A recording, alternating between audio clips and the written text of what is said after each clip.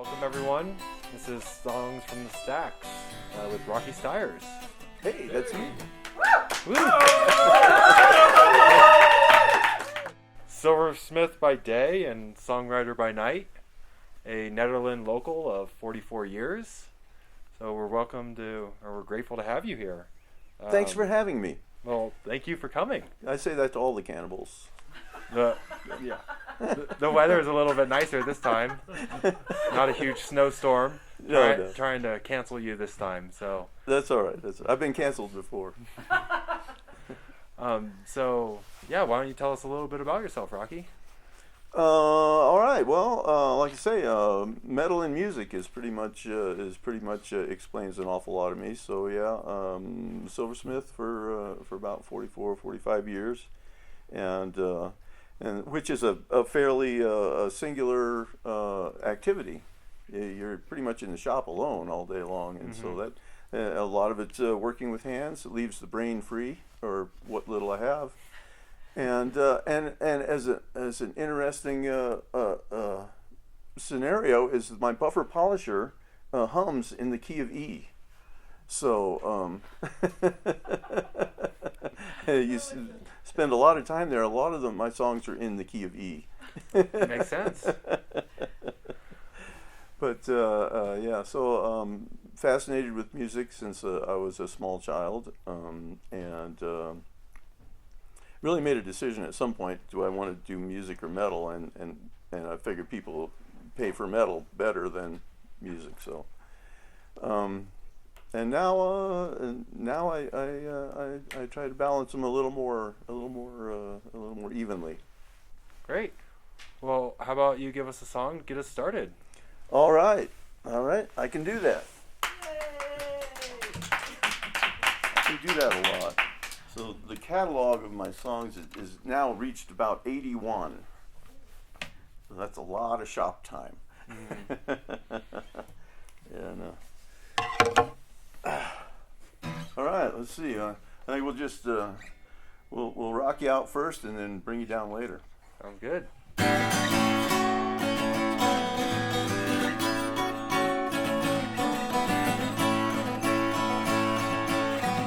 It's there's no counts to taste about the kind of women that men like to chase. Some like big on the top, some like big on the bottom. Some don't know what to do once they got 'em. Some like a mouse and meek and mild. But I like my women wild. I like my women wild. Said I like my women wild. I like 'em wild. I like 'em wild. Some come smooth and some come rough. Some come soft and some come tough. Some want money, some want a child. They all got wicked womanly wiles that trick you and test you with the guilt and guile. But I like my women wild. I like my women wild. Said I like my women wild. I like 'em wild, yeah. I like 'em wild. Mr. Milquetoast, eat his chili mild. He said you want a woman who got culture and style. The kind of woman I generally prefer. Come saddle lassoing boots and spurs. So bake a sweet cake, complete with a file. Break me out quick before there's a trial. A pretty Mustang has never been broke. Bugging and biting with every stroke of mine. Such a woman quite a while. 'Cause I like my women wild. I like my women wild. Said I like my women wild. Get on now.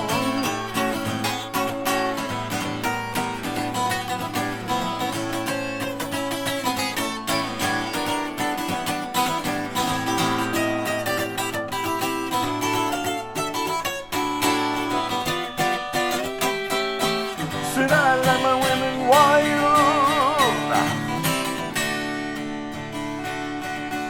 A woman who's stick back when bad come to us. Knows how to whistle, knows how to curse. Don't look at other men except to tease them. Knows my particulars and how to please them. Flicks my switch and twists my dial. 'cause I like my women wild. I like my women wild. I like my women wild. Are you a wild woman? I need a wild woman. She's such a wild woman. She's my wild woman.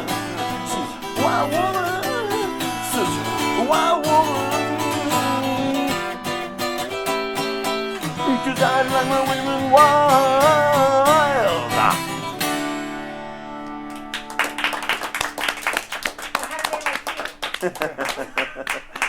Distant.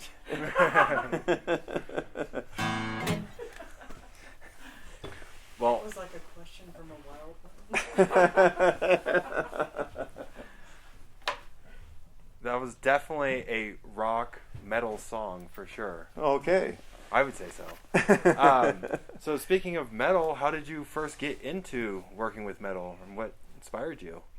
Well, you know, I've always liked working with metal. My father was a tool and die maker, and but when I was in sixth grade, there was one of these little 20-minute films they used to show about Navajo silversmiths, and I watched them carving molds in stone, and melting silver and pouring it in. And I realized that I knew where there were outcroppings of that type of stone right here in Boulder County. And my dad had a torch, so there was really nothing preventing me from doing that. Mm-hmm. And so that niggled in the back of my mind. And then when I got into junior high, and the only way I got through junior high was by taking lots of shop classes and being in choir. That was the two.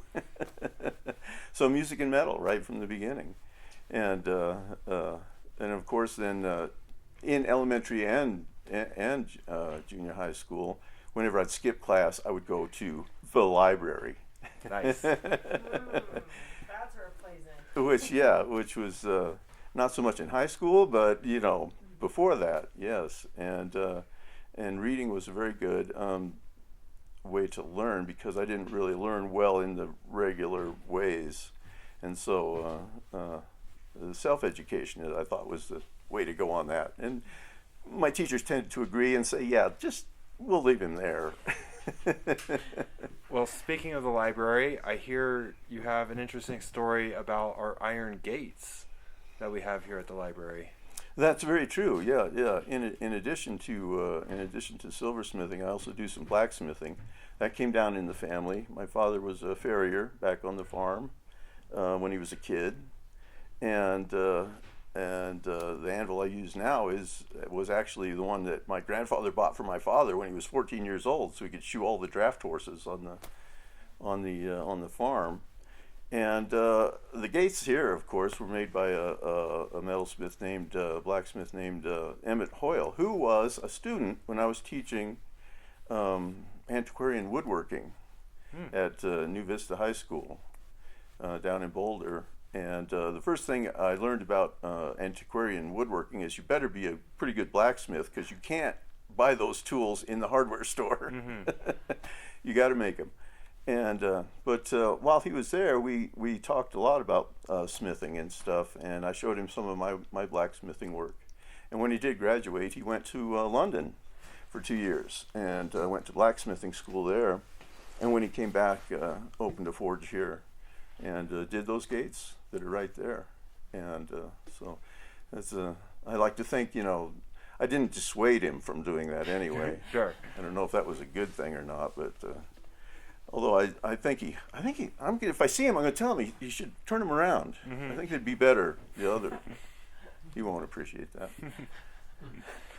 Well, awesome. Well, do you want to give us another song? I can do that. Oh, I'm sorry. What was the name of the first song? The first song was I Like My Women Wild. Okay, I wasn't sure. I wanted to be sure, though. I have another song which repeats a line 32 times, and always at the end of it I say, I haven't decided what to name it. Let me know if you have any ideas. Perfect. That gets a big laugh. But since we brought up the gates, maybe I better do this one. So one day I'm in the forge, beating the heck out of this poor misshapen piece of iron, and it's not going well, and I'm really putting my everything into it, which is not much. And across the forge and up the wall, 25 feet away, this wood carving falls off the wall. And I thought, wow. So that vibration went all the way through the floor, up the wall, and knocked that thing off the wall. And the first thing I thought was, boy, if my feeble little blows can do that, what were the old time blacksmiths like, you know? And I thought to myself, man, the earth underneath them must have absolutely quivered. And you can't give me a line like that in my head. That's a great line. that a song doesn't happen. So I spent the rest of the day torturing that piece of metal and figuring out this song.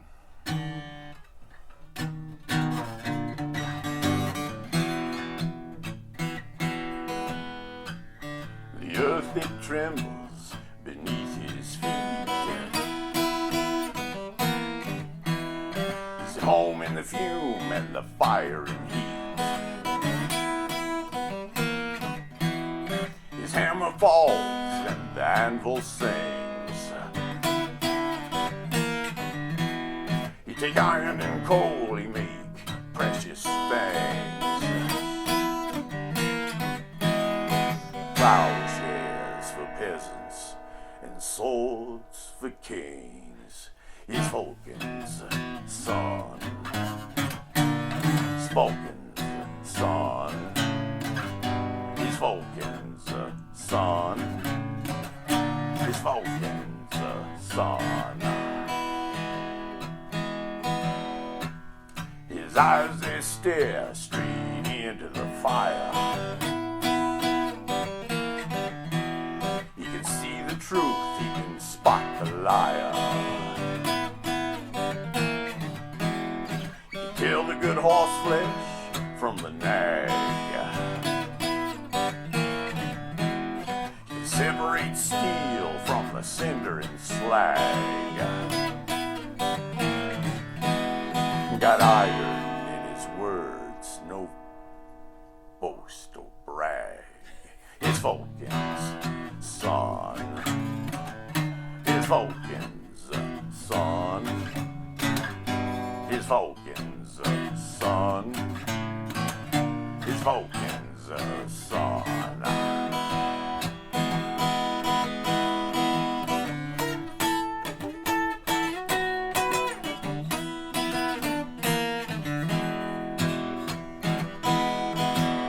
He got a grip like a vice. He got muscle like rock. All the men envy and all the girls stalk. You want a long life? Son, take my advice. Don't cross him once, 'cause it won't happen twice. Hit you hot and hit you hard before you can cool. He don't listen to lectures, he don't suffer fools. He'll bend you, he'll break you, then he'll grind you to dust. Throw you on the scrap pile and leave you to rust. He's Vulcan's son. He's Vulcan's son.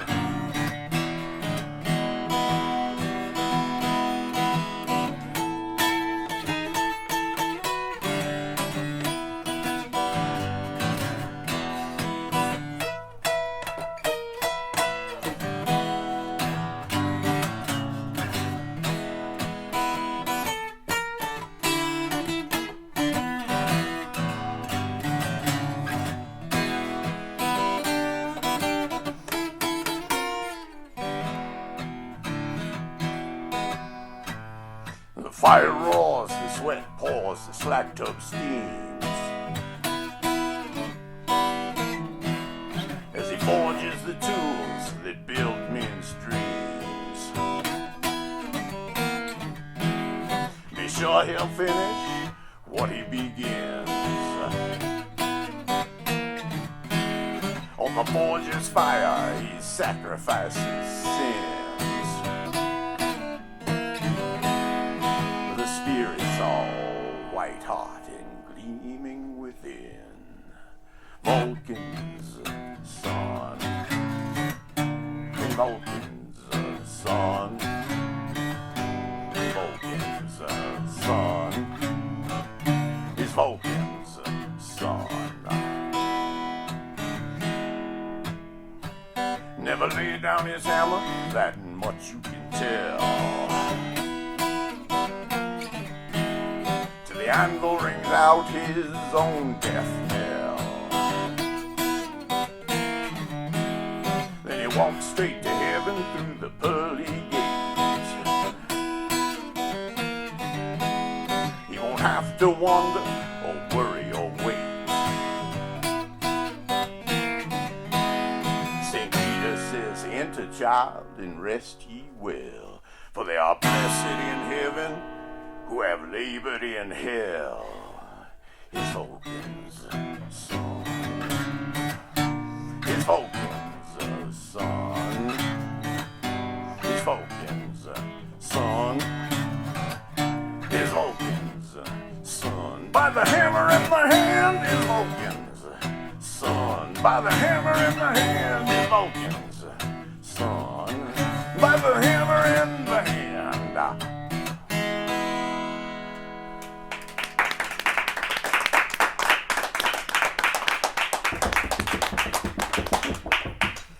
I guess that falls into the category of Americana. There's some great songs. I mean, there's Casey Jones. You know, there's John Henry in this category. Lots of great songs like that. And you know, they venerate lots of people like they're like railroad men and miners. You know. But none of those people could have done anything without a blacksmith, and I realized that the blacksmith never got their song, so they got it now. Very nice. Well, speaking of inspiring you, what has inspired you musically to write, and what kind of things got you going? Well, two people, the two St. Pauls of songwriting, which for me are Paul McCartney and Paul Simon. I mean, between the two of them, you know, you can't really beat that. And but the other thing that really inspires me is that time I spent in the library reading.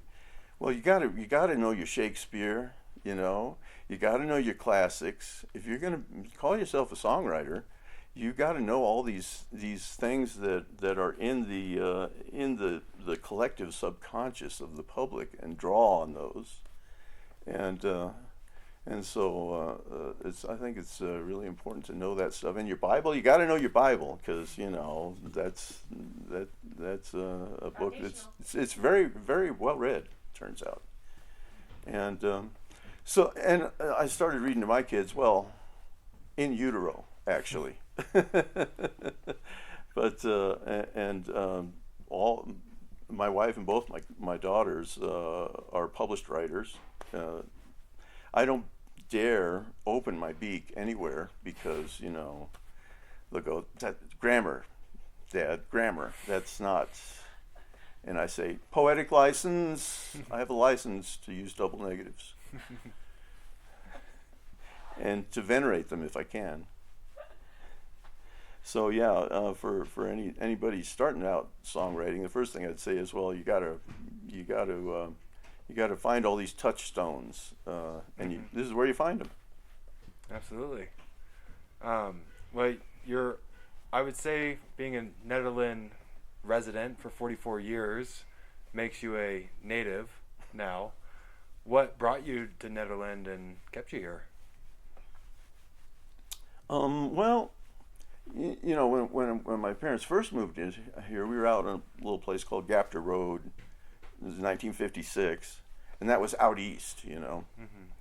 And built a house out there, and then that area grew up, and my father has a bit of wanderlust, so we built a house out in the far east of Boulder County, out near Lafayette, and then that got built up, and so basically developments kind of chased me all around, and so I ran up here, and That slowed him down. Something about 8 months of waist deep snow will keep a lot of people out. And nature. I got to have nature around me at all times. Even out in the east on the plains, East Boulder County, you would find me shotgun in hand out in the fields after school every day, until I made better friends with the animals than I did with the people. And then I was like, well, I can't shoot these anymore. They're my friends, and that'd just be weird. So, but yeah, having a little bit of unchained nature around is a really big help and inspiration. Absolutely. Well, do you want to give us one final song? I will. Oh, this is going to be, we visited the past, now we're going to visit the present.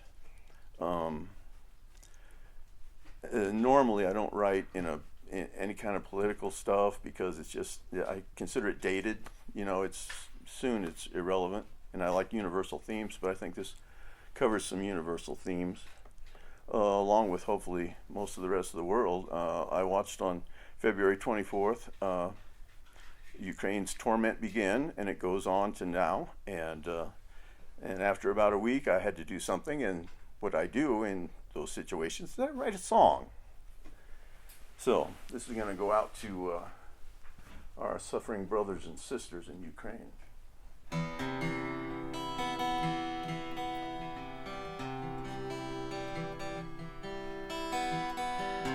Yellow fields of grain to feed hungry nations. If ever that song makes a nickel, it'll go straight to the children of Ukraine. That's great. Well, Rocky, speaking of music, nickels and dimes and silver nickels and silver dimes, how do people see your work, your silversmith work? Well, you can just punch in Rocky Stiers, and my Etsy store should come up, and it's there, and there's some blacksmithing work available there too. Although it will be after Christmas that the forge really gets going, but there's always some there, and always glad to hear from people. And what if we want to hear the other 77 songs in your repertoire? How do we hear that? That's a little more difficult. They are mostly recorded at some place in some level. But you can.